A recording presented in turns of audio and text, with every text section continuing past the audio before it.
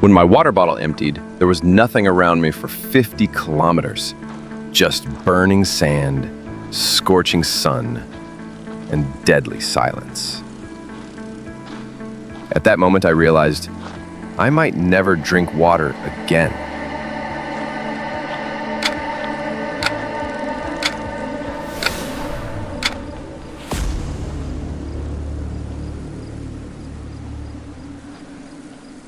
Hello, everyone.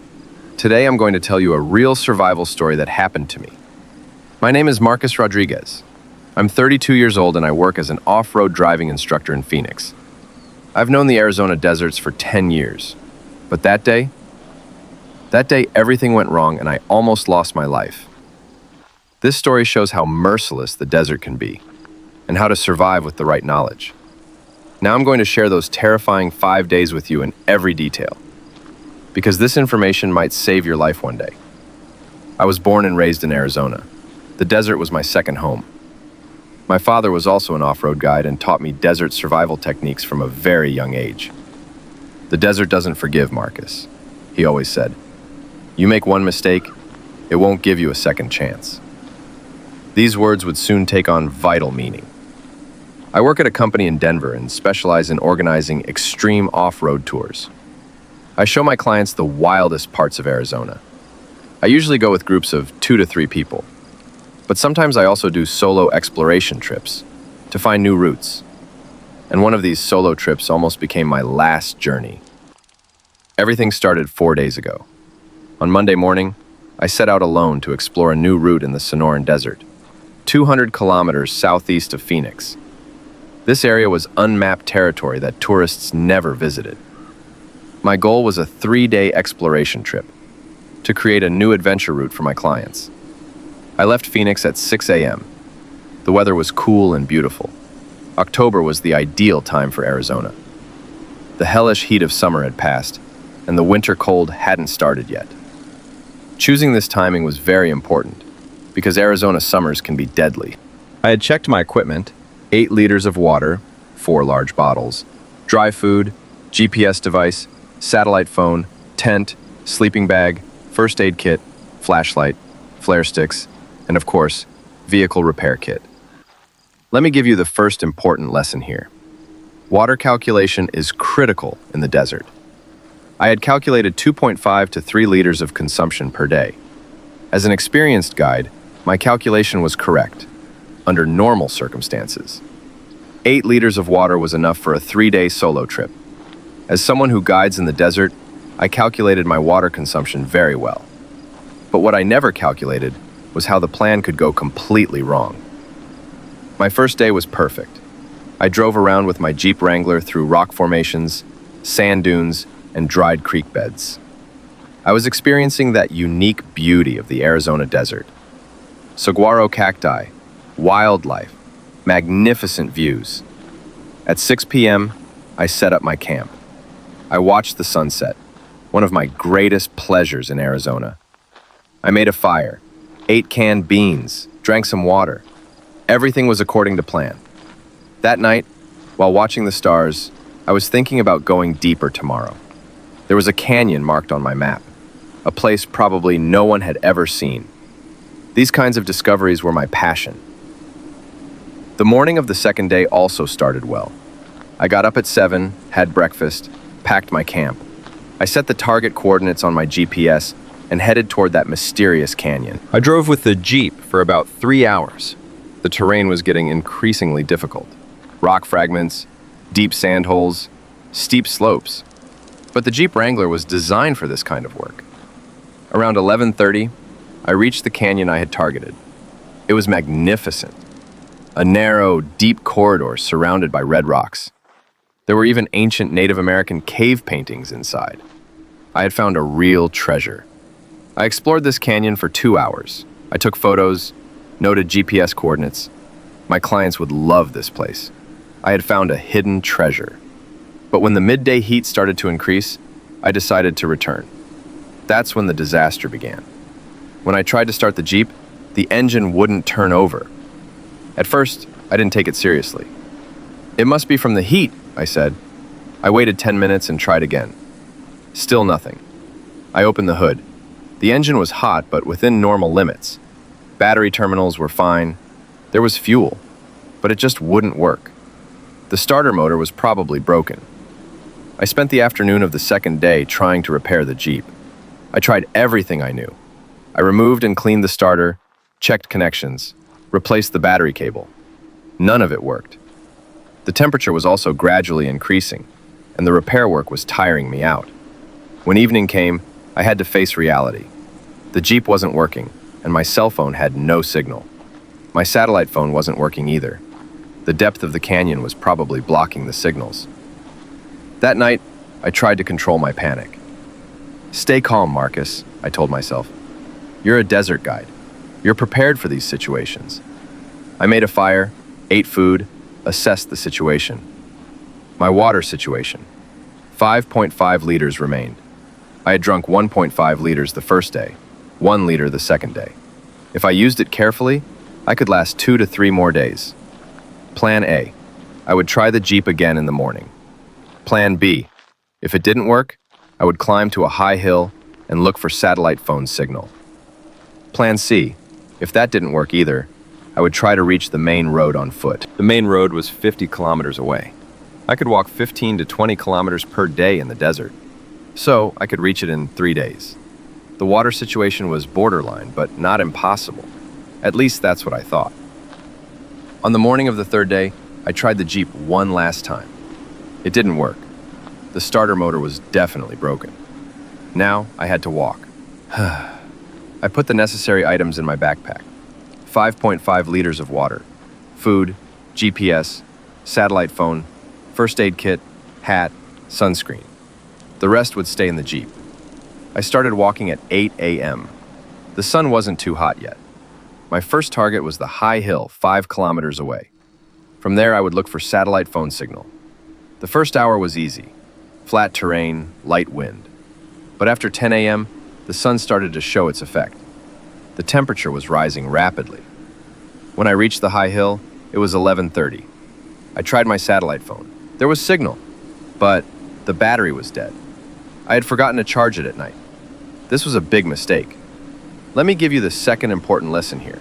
Always keep your technological devices charged. It can be a matter of life and death. From my position on top of the hill, I was 45 kilometers away from the main road. According to GPS, if I walked directly northwest, I could cover 15 kilometers by evening. But the temperature had already reached 38 to 40 degrees. The sun was overhead, and there was no shade. My water consumption increased. I drank 1 liter of water in the first 5 kilometers. This was twice the normal amount. Walking during midday heat, 12 to 15, was suicide. I found a small rock shade and decided to rest. But that shade also disappeared after 15 minutes. Let me give you the third vital lesson here. Finding shade in the desert is very difficult. Saguaro cacti give very thin shade. Rocks give no shade at all during midday hours. The only solution was to keep walking. At 3 p.m. in the afternoon, I continued walking. Now the real heat had begun. My thermometer showed 45 degrees. The air was so hot that breathing became difficult. My water consumption started to get out of control. I was constantly thirsty. My lips dried up. My mouth stuck together. I drank another 1.5 liters of water in 2 hours.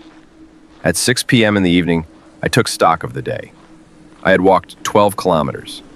My water situation, 3 liters remained. I had drunk 2.5 liters of water in 1 day, twice the normal amount. At this rate, I would finish the water tomorrow evening. I was still 33 kilometers away from the main road. This was a very risky situation. That night I couldn't make a fire. I didn't have the energy to collect wood. I ate dry food, drank some water. I tried to develop strategy while watching the stars.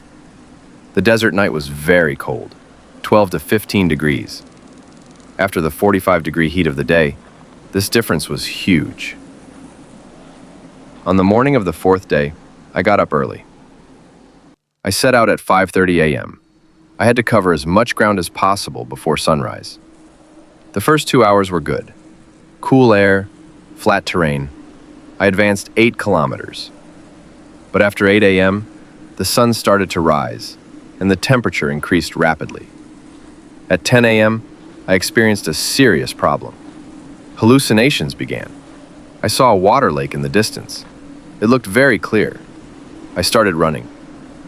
After running 200 meters, I realized mirage, one of the most dangerous traps of the desert. Let me give you the fourth vital lesson here. Mirages are one of the most dangerous traps of the desert. An optical illusion caused by the refraction of hot air. There was no water at all. This hallucination scared me a lot because it showed that my mind was starting to deteriorate. That morning, I drank 2 more liters of water. Now, I only had 1 liter of water left.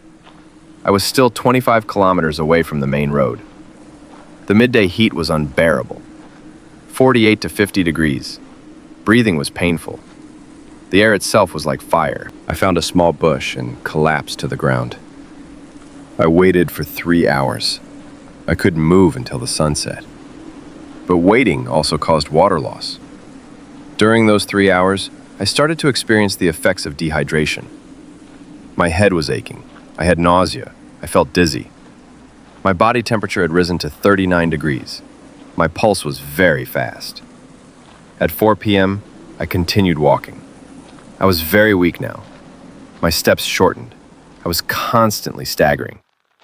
I could barely cover 3 kilometers in 2 hours. At 7 p.m. in the evening, I drank half of my last water. Now, I only had 500 milliliters of water left.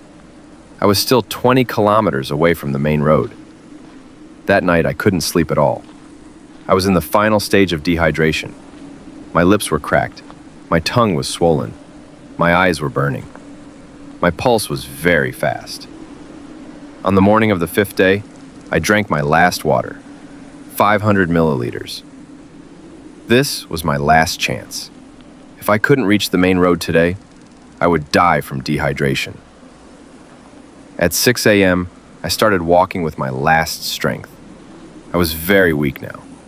Every step was torture, but I wouldn't hesitate.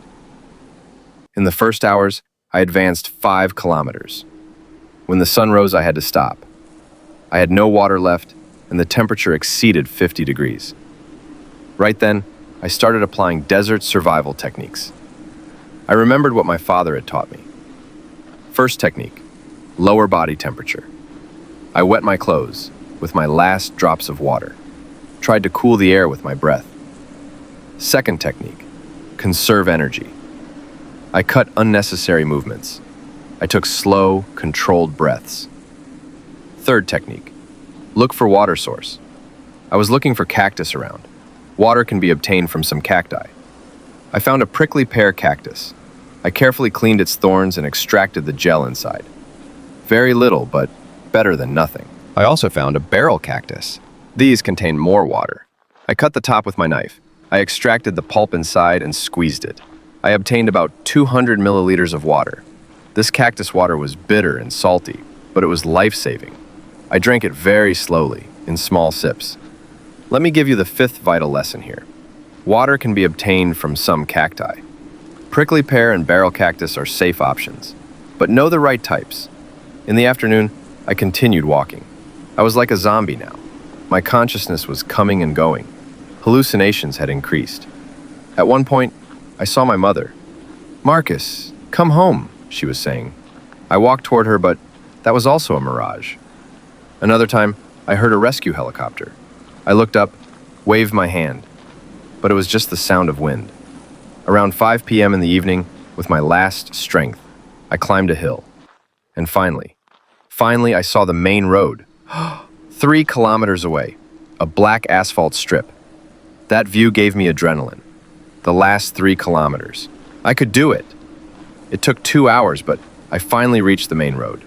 I collapsed on the asphalt. After 10 minutes, a pickup truck passed. I waved my hand. The pickup stopped. An old cowboy got out. "Hey kid, are you okay?" he said. "Water. Give me water," I said. The man immediately gave me cold water. I drank slowly. Then he took me in the pickup and drove me to the nearest hospital. I stayed in the hospital for 2 days. I had severe dehydration, but no organ damage. I had lost 8 kilos. The doctors were amazed. How had I survived 5 days in the desert? The techniques I shared with you kept me alive. Water management. Never use your water freely until it's half gone in the desert. Be economical from the first day. Cactus water. Prickly pear and barrel cactus can save lives. But know the right types. Time management. Never walk during midday heat. Use dawn and evening hours. Seeking shade. Every shade is valuable in the desert. Under rocks, under bushes can save lives. Mental strength.